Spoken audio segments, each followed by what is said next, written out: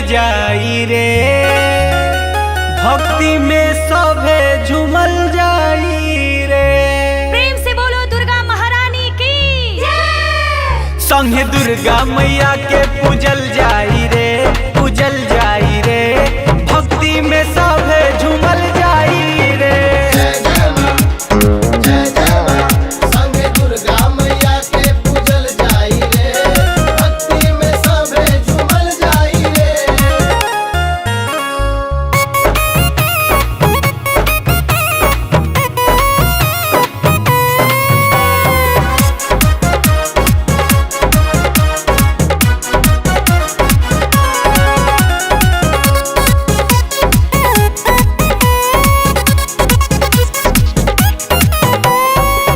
चल जाई मिलजुल के दुनिया जमाना के भूल के, माई के नाम लेके खाली जयकारा लगावल जाई खुल के।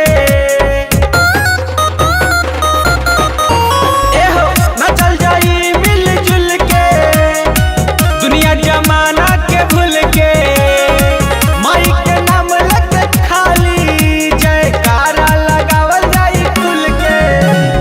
आई खुशी दुख सा रटल जाई रे, आई खुशी दुख सा रटल जाई रे।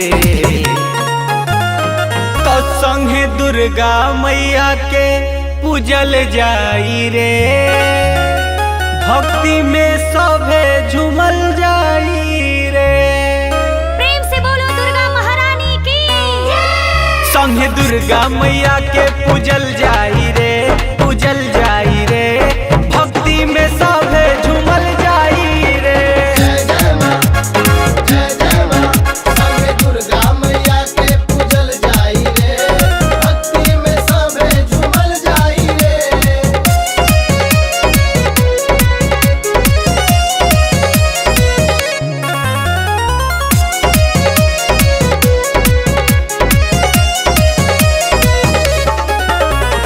रहल जाई चरण में लीन हो, दसई में पूरा नवा दिन हो, मांगल जाई खुशी भर झोली जब आई है सातो बहिन हो।